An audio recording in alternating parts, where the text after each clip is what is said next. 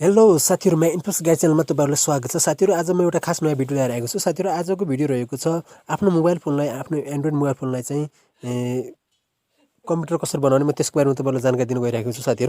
साथीहरु त्यस टपिक्समा जानुभन्दा पहिले तपाईहरुले चाहिँ यस भिडियोलाई चाहिँ लाइक गर्नुपर्ने हुन्छ। भिडियोलाई लाइक गर्न चाहिँ नभुल्नु होला साथीहरु। त्यसभन्दा पछि यस च्यानललाई सब्स्क्राइब गर्नु होला। साइडमा रहेको चाहिँ रातो आइकनमा तपाईले चाहिँ सब्स्क्राइब बटन देखिराख्नुपर्छ। यसमा चाहिँ क्लिक गर्नुस्। यसमा क्लिक गरिसकेपछि तपाईं साथीहरु साइडमा रहेको बेल आइकन छ, बेल आइकनलाई पनि थिच्नुस् र बेल आइकन चाहिँ नोटिफिकेसन चाहिँ अन गर्नुहोस्। तपाईहरु चाहिँ यसरी गएर आफ्नो चाहिँ नोटिफिकेसनलाई अन गर्न सक्नुहुन्छ। तपाईले चाहिँ नोटिफिकेसन अन गरिराख्नुभयो भने मैले चाहिँ अपलोड गरेको नयाँ भिडियो सबैभन्दा पहिले तपाईहरु नोटिफिकेसन पाउनुहुनेछ र यस भिडियोलाई हेर्न सक्नुहुनेछ साथीहरु। साथीहरु, म आज तपाईहरुलाई चाहिँ आफ्नो मोबाइल फोनलाई चाहिँ कम्प्युटर कसरी बनाउने, म त्यसको बारेमा आज तपाईहरुलाई चाहिँ बताउन गइरहेको छु साथीहरु। सबैभन्दा पहिले तपाईहरुले चाहिँ आफ्नो चाहिँ क्रोम ब्राउजरमा जानुपर्ने हुन्छ। त्यहाँबाट तपाईले चाहिँ एउटा एप डाउनलोड गर्नुपर्ने हुन्छ। म क्रोम ब्राउजरमा गइराखेको छु। तपाईहरु पनि आफ्नो मोबाइलको चाहिँ क्रोम ब्राउजरमा जानुहोस्। क्रोम ब्राउजरमा गइसकेपछि साथीहरु यसलाई चाहिँ न्यू ट्याब गर्नुहोस्। त्यसभन्दा पछि यहाँ चाहिँ सर्च गर्नुहोस् एन्ड्रोइड विन्डोज 7। यहाँ चाहिँ एपीके लेखा छ, एप्स भने आयो। तपाईँ यसरी चाहिँ यसलाई चाहिँ आफ्नो क्रोम ब्राउजरमा ओपन गर्नुहोस्। त्यसभन्दा पछि डाउनलोड विन्डोज भने छ, यहाँ चाहिँ 7 launcher for android latest version छ। यहाँ तपाईँ यसमा चाहिँ क्लिक गर्नुहोस्। त्यसभन्दा साथीहरु अलिक तल जानुहोस्। तल गइसकेभन्दा पछि तपाईहरुले चाहिँ यहाँनिर चाहिँ डाउनलोड विन्डोज 7 लन्चर छ, यसमा चाहिँ क्लिक गर्नुहोस्। डाउनलोड गर्नुहोस् यसलाई।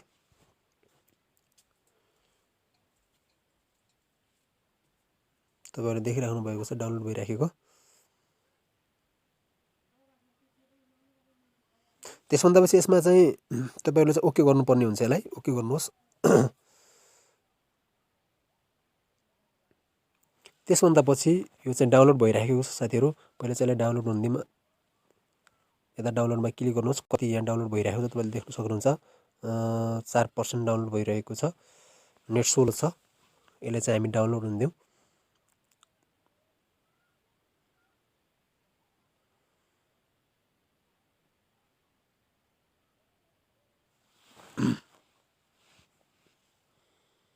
नेट स्लो छ साथीहरु, चाहिँ यो डाउनलोड भइराखेको छ।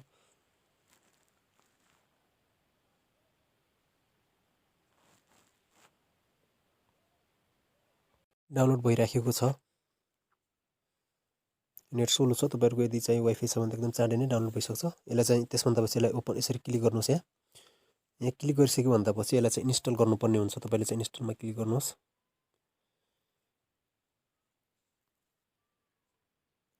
इन्स्टल भइराखेको छ।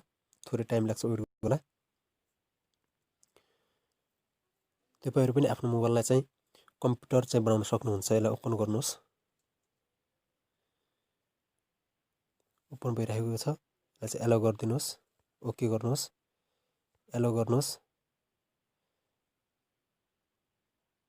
केही समयमै तपाईको फोन चाहिँ देख्नुहोस् कम्प्युटर भइसक्यो। यहाँ तपाईको चाहिँ हेर्नुहोस्। तपाईहरु पनि चाहिँ आफ्नो मोबाइललाई चाहिँ यसरी कम्प्युटर चाहिँ बनाउन सक्नुहुन्छ। यहाँ चाहिँ माथि फर्स्ट कम्प्युटर जस्तो आइकन गरेको छ। यहाँ तपाईहरुको चाहिँ मलाई यो मेसेज आएको पनि छ। यहाँ चाहिँ यो सिमले मेसेज पठाएको। यहाँ तपाईको फर्स्टमा चाहिँ यहाँ सिन भइराखेको छ, तपाईले देखिराख्नु भएको छ। यसलाई चाहिँ यसरी हटाइदिनुहोस्।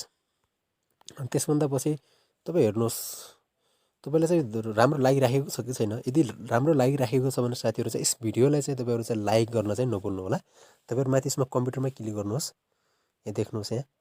यहाँ तपाईले चाहिँ आफ्नो कम्प्युटर पनि तपाईको सेम यस्तै नै हुन्छ। हेर्नुहोस्, तपाईको मोबाइल यो चाहिँ माथि चाहिँ लोकल डिस्क भनेको तपाईको चाहिँ यो इन्टरनल मेमोरी छ। तल चाहिँ यहाँ तपाईको चाहिँ यो मेमोरी कार्ड छ तलमा। यसमा माथिल्लोमा क्लिक गर्छु म। यहाँ तपाईहरु पनि आफूले यसरी क्लिक गरेर आफ्नो फाइलहरु भित्र चाहिँ यसरी ओपन गर्न सक्नुहुन्छ साथीहरु। यहाँ जे छ तपाईले यहाँ चाहिँ यो तपाईको यो यहाँ एरो देखाइराखेको छ। यो माउसको जस्तो आइकन देखाइराखेको छ। यहाँ चाहिँ यो एरो तपाईले आफ्नो चाहिँ मोबाइलमा पनि यसरी गर्न सक्नुहुन्छ। यसरी ब्याक जानुहोस्। यहाँ साइडमा चाहिँ data, display, sound, wireless, input method, सब तपाईको एप्लिकेसनहरु, ब्लुटुथ यहाँ चाहिँ जे छ यहाँ सब देखाइरहेको छ साइडमा। Tap to full screen display भनेको छ। म फुल स्क्रिन गरे मैले यसलाई। तपाईको चाहिँ फुल स्क्रिन गर्छु। फुल स्क्रिन भइराखेको छ। मैले गरिसकेको छु यसलाई। हेर्नुहोस्, तपाईको फुल स्क्रिन भइसकेको छ। तल चाहिँ यता टाइममा यो साइडमा चाहिँ तपाईको टाइम चलिराखेको छ। यहाँ चाहिँ तपाईको ब्याट्री छ। यहाँ तपाईको वाइफाई को चिन्ह दिइराखेको छ। वाइफाई कनेक्ट छैन अहिले। यहाँ चाहिँ तपाईको नेटवर्कको बटन चाहिँ टावर दिइराखेको छ। यतापट्टि यो साउन्ड दिइराखेको छ।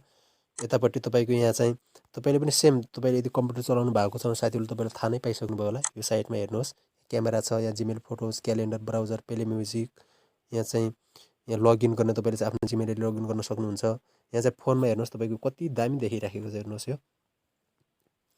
यहाँ चाहिँ फोनमा चाहिँ यदि तपाईँले यहाँ गएर तपाईँले चाहिँ फोन चाहिँ गर्न सक्नुहुन्छ, क्लिक गर्न सक्नुहुन्छ। तपाईँ यो चाहिँ मेसेज सिन गरिरहेको थियो, मैले चाहिँ हटाएँ यसलाई। त्यसभन्दा पछि साथीहरू यहाँनिर तपाईँले चाहिँ टु एल्बम छ, यहाँनिर चाहिँ फोटोहरू यहाँनिर तपाईँले ल्याउन सक्नुहुन्छ। माथि यहाँ टाइम देखाइराखेको छ, क्यालेन्डर पनि छ यता। यहाँ चाहिँ सेटिङ छ, यता हेर्नु साथीहरू, यहाँ सेटिङ तपाईँको चाहिँ सेटिङ पनि यता माथि हेर्नुहोस्, यहाँ डेस्कटप छ, सिस्टम हेल्प छ, हेल्पमा पनि जान सक्नुहुन्छ। तपाईँले चाहिँ यहाँ पनि जान सक्नुहुन्छ। यता मेरो चाहिँ स्क्रिन बिङ लाइट बढेको छ, अहिले म थोरै चाहिँ घटाउँछु यसलाई। तपाईँको बिङ लाइट यताबाट बढेको छ, यसलाई फुल्ली भयो छ अहिले चाहिँ। यसले मैले कम गरेँ यसलाई।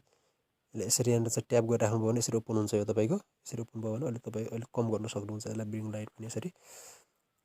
त्यसभन्दा पछि यो यता मिडिया भोल्युम छ, तलको चाहिँ मैले पहिले घटाएको थिएँ। तपाईँको यहाँ ब्लुटुथ छ, जिपिएस छ, फ्लाइट लाइट छ, यहाँनिर चाहिँ फ्ल्यास लाइट छ। यहाँनिर चाहिँ आफ्नो एरोप्लेन मोड पनि राख्नु सक्नु, लक अप्सन यहाँनिर छ। तपाईँले चाहिँ देखिसक्नुभयो। म फेरि यसलाई एकछिन ब्याक जान्छु फेरि। रिक्वेस्ट टर्न अन वाइफाई, अहिले चाहिँ म वाइफाई अन गर्दैन, ए वाइफाई अन भएको रहेछ, मैले अफ गर्छु अहिले। त्यसमा चाहिँ ब्याक जान्छु फेरि म, तपाईँको यसरी ब्याक जान्छु। चाहिँ वालपेपर तपाईँले चाहिँ एडिट लन्चर, यो चाहिँ यसलाई चाहिँ फेरि तपाईँले हटाउन पनि सक्नुहुन्छ। माथि यता यहाँ चाहिँ यो चलाएको चिजहरूलाई यसरी चाहिँ तपाईँ उ गर्न पनि सक्नुहुन्छ। तपाईँको चाहिँ यदि विन्डोज सेटिङ चाहिँ यसलाई चाहिँ रिमुभ गर्नुहोस्, यदि चाहिँ यो तपाईँले हटाउन चाह्यो भने यसरी रिमुभ गर्न सक्नुहुन्छ। अहिले म चाहिँ रिमुभ गर्न चाहेन मैले यसलाई, तपाईँले देखिसक्नुभयो। यहाँ तपाईँले यदि यहाँ प्लस गर्नुभयो भने यहाँ चाहिँ तपाईँको चाहिँ नयाँ नयाँ एल्बमहरू सेटहरू तपाईँको यहाँ चाहिँ त्यस्तो चाहिँ नयाँ नयाँ सेटहरू हुनेछ। त्यसो चाहिँ गर्नु आवश्यक नै भएन, मैले चाहिँ हटाउँछु। कन्फर्म गरेँ, यसलाई पनि हटाएँ, यसलाई पनि हटाएँ, यसलाई पनि हटाएँ, यसलाई पनि हटाएँ, यो पनि हटाएँ।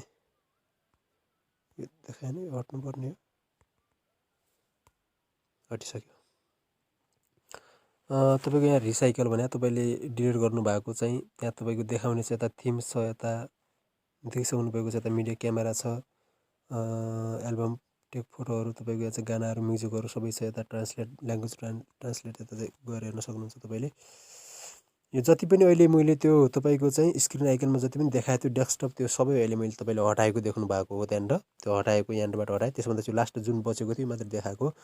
तपाईँले यसलाई फेरि चाहिँ अब स्क्रिनमा फेरि त्यहाँ ल्याउनु पनि सक्नुहुन्छ। यहाँ तपाईँले देखिसक्नु भएको छ साइडमा, यसरी ब्याक, ब्याकै माथि यो छ, यता माथिको यो चिन्ह छ, यो यसलाई हटाउने चिन्ह, यसरी ब्याक जान सक्नुहुन्छ। त्यसभन्दा पछि यहाँ तपाईँले चाहिँ आफ्नो यहाँ जे छ तपाईँहरूले आफ्नो चाहिँ भित्र सेटिङमा गएर सबै तपाईँले चाहिँ चलाएर हेर्न सक्नुहुनेछ। साथीहरू यदि तपाईँहरूलाई चाहिँ भिडियो मन परेमा चाहिँ भिडियोलाई चाहिँ लाइक गर्न नभुल्नु होला साथीहरू। थ्याङ्क यू, धन्यवाद।